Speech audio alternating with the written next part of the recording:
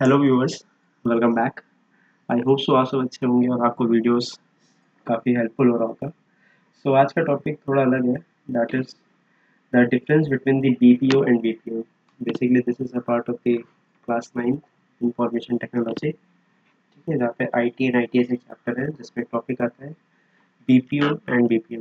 सो आज का टॉपिक यही है, आज हम इसके बारे में डिस्कस करेंगे कि क्या होता है और क्या डिफरेंस है। ठीक है, दोनों का रोल अलग अलग होता है। ठीक है, जैसे बीपीओ का फुल फॉर्म है बिजनेस प्रोसेस आउटसोर्सिंग। ये हमें कस्टमर सेटिस्फैक्शन प्रोवाइड करता है। ठीक है, टेक्निकल सपोर्ट प्रोवाइड करता है, टेली मार्केटिंग में यूज़ होते हैं। ठीक है, उसी जगह बीपीएम है जिसका फुल फॉर्म है बिजनेस प्रोसेस मैनेजमेंट। इसका काम क्या है, हमारी जो ऑर्गेनाइजेशन है, जो इंडस्ट्री है, वहाँ पे एफिशिएंसी को इंक्रीज़ करना है, ऑपरेशनल एक्सीलेंस को अचीव करना है और जो कॉस्ट है प्रोडक्ट की उसको रिड्यूस करने का भी ये टारगेट रखता है। ठीक है, तो इसी इंट्रोडक्शन के साथ चलिए स्टार्ट करते हैं। बीपीओ, जैसे मैंने आपको फुल फॉर्म बताया, बीपीओ का फुल फॉर्म है बिजनेस प्रोसेस आउटसोर्सिंग। ठीक है, इसका मेन पर्पस क्या है कि ये कंपनी के जो वर्क्स होते हैं, लेट अस अज्यूम एक ऑर्गेनाइजेशन है या एक एग्जांपल डिस्कस करते हैं, जैसे मारुति सुजुकी है। आपको पता है कि वो कार्स बनाती है, कार डिज़ाइन करती है। ठीक, अब तो आपको क्या पता है कि मारुति क्या विंडशील्ड भी डिज़ाइन करती है, क्या मारुति नट एंड बोल्ट भी बनाती है, क्या मारुति का टायर्स भी बनाती है कार के, क्या क्या बनाती है। तो it is not possible for a single organization to manufacture all those things that they are going to prepare in the product। ठीक, तो वो क्या करती हैं, वो बेसिकली अपने वर्क को किसी दूसरी कंपनी को दे देती है। ठीक है, जैसे मान लीजिए कि मारुति ने कार डिज़ाइन करनी है, तो अब वो क्या करेगा, अब उसमें जो व्हील्स लग रहे हैं, पहिए लग रहे हैं, तो वो किसके होंगे भाई, एमआरएफ का होगा, अपोलो का होगा। तो कंपनी ने दूसरी कंपनी के साथ टाई अप कर लिया कि ठीक है, आप हमको इतने यूनिट्स का टायर्स प्रोवाइड कीजिए, बाकी उसके बाद हम आपको उसका पेमेंट कर देंगे। ठीक, तो ये होता है बीपीओ, जहाँ पे हम अपना काम किसी और दूसरी कंपनी के साथ, जिसको हम वेंडर बोलते हैं, उनसे हम अपना काम करवा देते हैं। It focuses on outsourcing specific functions. I think आपको ये वाला पॉइंट समझ आ गया होगा। Now, the aim of the BPO is to reduce the cost and improve the quality of specific services। इसका क्या मतलब है, हम कॉस्ट को कैसे रिड्यूस कर रहे हैं। अब टेकिंग द सेम एग्जांपल, अगर आप मारुति की बात करो तो वहाँ पे वो टायर तो नहीं बना रही है। ये बात आपको भी पता होगी कि जो भी टायर्स आते हैं उनकी अलग अलग कंपनी होती है, ब्रिजस्टोन है, एमआरएफ है, अपोलो है, सीएट है। ठीक है, अलग अलग टायर कंपनीज है, इनका काम क्या है, टायर प्रोड्यूस करना, टायर को मैन्युफैक्चर करना। अब फॉर एग्जांपल अगर मारुति अपने कंपनी का टायर बनाना चाहती है, तो first they have to occupy some land area. उनको एक लैंड चाहिए होगा ना, जहाँ पे वो अपने इस टायर के पूरे बिजनेस को रन करेंगे, सेटअप करेंगे। After that they requires the raw material. भाई टायर बनाने के लिए उनको रबड़ चाहिए, वो उसको खरीदेंगे, परचेज करेंगे। उसके बाद उनको मशीन चाहिए होगी जिनकी हेल्प से वो टायर्स को मैन्युफैक्चर करेंगे। और उसके बाद उनको स्किल लेबर्स की ज़रूरत होगी जिन्होंने पहले से इस पर्टिकुलर फील्ड में काम किया होगा। सो बेसिकली क्या है कि वहाँ पे इन्वेस्टमेंट कॉस्ट बहुत ज़्यादा हो जाएगी। आपको लैंड लैंड ऑक्यूपाई करनी है, खरीदना है, उसका रॉ मटेरियल खरीदना होगा, उसका मशीन्स खरीदना होगा और स्किल लेबर्स की कॉस्टिंग आ जाएगी। ठीक है, तो ये होगा कि अल्टीमेटली आपकी कॉस्ट जो है वो बढ़ जाएगी और वो आने वाले टाइम पे जाके कहीं रिकवर हो पाएगी, अगर आपने उस पर्टिकुलर अच्छी क्वालिटी का प्रोडक्ट आपने ऑफर किया जो कि मार्केट में पहले से अवेलेबल है। ठीक है, तो इस तरीके से बीपीओ क्या करता है, हमारे प्रोडक्ट की कॉस्ट को रिड्यूस करने में हेल्प करता है और उसकी क्वालिटी को और अच्छी बनाता है। क्वालिटी अच्छी कैसे बना रहा है, जैसे सीएट है, एमआरएफ है, ये सारी मैन्युफैक्चरिंग कंपनीज टायर्स की, तो ये पहले से टायर बना रही है ना, तो इनकी क्वालिटी ज़्यादा अच्छी होगी as compare to the new one.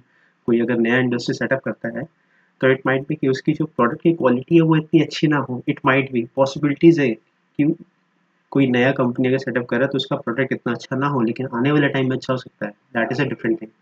ठीक है, तो आई होप सो आपको बीपीओ क्लियर हो गया होगा, जहाँ पे हम अपना कंपनी का वर्क किसी और थर्ड कंपनी से करवाते हैं, जिससे हमारा टाइम सेव हो। सबसे बड़ी बात, टाइम सेव बहुत ज़रूरी है, कॉस्ट रिड्यूस होता है प्रोडक्ट का और आपको अच्छी क्वालिटी की मिलती है। The next is the BPM. BPM का फुल फॉर्म मैंने आपको बताया, that is the business process management. ये क्या है, हमारे बिजनेस में जो भी प्रोसेस हो रहा है ना, उन प्रोसेसेस को मैनेज करने का काम करता है।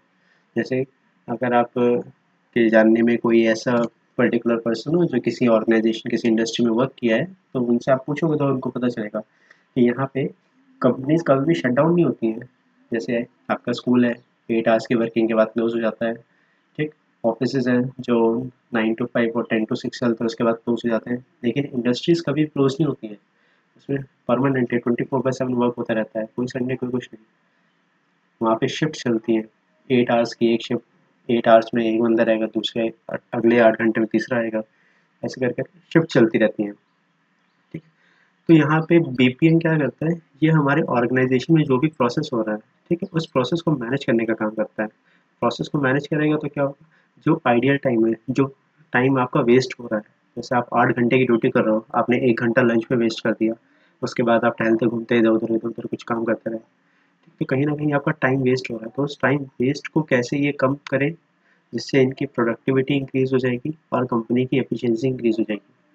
आप अगर मान लीजिए 8 घंटे में आप लेट अस अज्यूम 10 प्रोडक्ट बना पा रहे हो, जिसमें से आपने एक्चुअल खाली 6 घंटे काम किया, या मशीन का कुछ आइडियल टाइम है, मशीन अभी आपकी वर्क नहीं कर रही है, कुछ ही प्रॉब्लम है, तो ये बीपीएम एक ऐसा प्रोसेस है जो इन सारी चीज़ों को मैनेज करता है विद इन दी ऑर्गेनाइजेशन। यहाँ पे कंपनी के, जैसे बीपीओ में क्या है, आप बाहर से किसी कंपनी को वर्क दे रहे हो, बीपीओ में क्या है, आप अपनी ही कंपनी में अपने ही एम्प्लॉयज़ लेके अपने प्रोसेस को बेटर बना सकते हो। फॉर एग्जांपल, अगर आपको एक, आपने क्लासरूम में डस्टर देखा होगा, तो उस डस्टर में कुछ प्रोसेस होता है। जैसे पहले आपको रॉ मटेरियल चाहिए, रॉ मटेरियल क्या है उसमें, रॉ मटेरियल लकड़ी जो आपको चाहिए होगा, ठीक। उसके बाद फेविकोल चाहिए होगा, और उसके बाद उसके जो ऊपर कॉटन कुशन होता है वो चाहिए होगा, ठीक। तो अब आप अपने प्रोसेस को इस तरीके से सिस्टमैटिक वे में रन कराओगे कि तीनों चीज़ें एक साथ, मतलब एक फ्लो में वर्क करें। सबसे पहले लकड़ी आई, तो लकड़ी का स्ट्रक्चर तैयार हुआ, फिर उसी को आगे फॉरवर्ड कर दिया, उसके ऊपर ग्लू लग गया, उसको आगे फॉरवर्ड किया, वहाँ पे कुशनिंग पेस्ट हो गई, और उसके बाद क्या किया, उसको सूखने के लिए, ड्राई करने के लिए छोड़ दिया, ठीक। तो ये एक प्रोसेस है। अब इसी तरीके के प्रोसेस को ऑर्गेनाइजेशन में प्रैक्टिस किया जाता है, जिससे कंपनी का आइडियल टाइम जो है, जो वेस्ट हो रहा था वो वेस्ट ना हो, और आप अपने वर्क को ईजिली और अच्छे तरीके से कर पाएँ। तो आई थिंक आपको बीपीएम भी क्लियर हो गया होगा। एक ओवरऑल डिफरेंस चेक कर लेते हैं दोनों के बीच में। देखिए, कुछ मैंने एस्पेक्ट्स को लेके कंपैरिजन किया हुआ है। जैसे गोल, बीपीओ का गोल क्या होता है कि आपको पैसा सेव करना है और टाइम सेव करना है। अब वो कैसे करोगे, आप अपना काम किसी थर्ड पार्टी को देके, आप अपना काम आउटसोर्स करवा रहे हो। लेकिन बीपीएम क्या करता है, बीपीएम का गोल क्या है, बीपीएम का गोल क्या है कि स्पीड को इंक्रीज करना है, अपने प्रोडक्ट की क्वालिटी को इम्प्रूव करना है, ठीक है, और आइडियल टाइम को रिड्यूस करना है। बीपीओ किस चीज़ को फोकस करता है, वो फोकस करता है कि हमारा जो काम है, ठीक है, जो बिजनेस का जो टास्क है या जो प्रोसेसर है, उसको बाहर की कंपनी को दो। अब बाहर की कंपनी मतलब वेंडर कंपनीज को दो, ऐसी वेंडर कंपनीज को दो जो कि अच्छी हो, अच्छी हो मतलब कि उनका जो प्रोडक्ट क्वालिटी है उसमें कंप्लेन ना आए, ठीक है। और उसी जगह बीपीएम क्या करता है, बीपीएम क्या करता है, बीपीएम अपने overall working of an organization को इम्प्रूव करता है, सो दैट पूरी कंपनी एक साथ किसी एक टारगेट को अचीव कर पाए। बीपीओ में जो कंट्रोल होता है, वो जो बाहर के सर्विस प्रोवाइडर्स जो हमको सर्विस प्रोवाइड कर रहे हैं उनके पास रहता है, ठीक है, वो हमारे कंट्रोल करते हैं हम लोग के टास्क को। लेकिन इसी जगह बीपीएम जो होता है, वो कंपनी कंट्रोल करती है अपने प्रोसेसेस को, ठीक है, और हमेशा ट्राई करती है कि उसको कैसे अच्छे से अच्छा बना पाए। बीपीओ में क्या है, बीपीओ का मेन काम क्या रहता है कि अपने प्रोडक्ट की कॉस्ट को रिड्यूस करना। लेकिन बीपीएम कॉस्ट रिडक्शन में तब सक्सेसफुल है जब वो लॉन्ग टर्म गोल, ठीक है। अब आपने अगर कोई मशीन लगाई है अपने ऑर्गेनाइजेशन में, अपने इंडस्ट्री में, तो अगर आप उसको लॉन्ग टर्म के प्लान पे देखोगे तब आपको वो सक्सेसफुल मिलेगा, ठीक है। मान लो अगर आप 1-2 साल के लिए खाली रन कर रहे हो तो वो इतना बेनिफिशियल नहीं होगा। अप्रोच की बात करते हैं, तो ये एक स्ट्रैटेजिक अप्रोच होता है जहाँ पे हम नॉन कोर कंपनी के फंक्शंस को आउटसोर्स करवाते हैं। जैसे मैन्युफैक्चरिंग की मैंने एक एग्जांपल दिया आपको कि टायर मैन्युफैक्चर करना है, तो वो एक काम है जो आप किसी थर्ड पार्टी से करवाते हो। लेकिन उससे कि बीपीएम का क्या स्ट्रैटेजिक मेथड है, ये फोकस करते हैं अपने प्रोसेस को बेटर बनाने में, कि आप आज कर रहे हो तो कल इससे क्या बेटर कर सकते हो, हम अपनी कंपनी की एफिशिएंसी कैसे इंक्रीज कर सकते हैं, ठीक है। तो ये होता है बीपीएम। और लास्ट में, thank you all. I hope so आपको वीडियो समझ आई होगी। अगर कोई और भी डाउट होता है, just put a comment, I will try to make a video on that particular topic. Okay, tata, bye bye, have a great day ahead.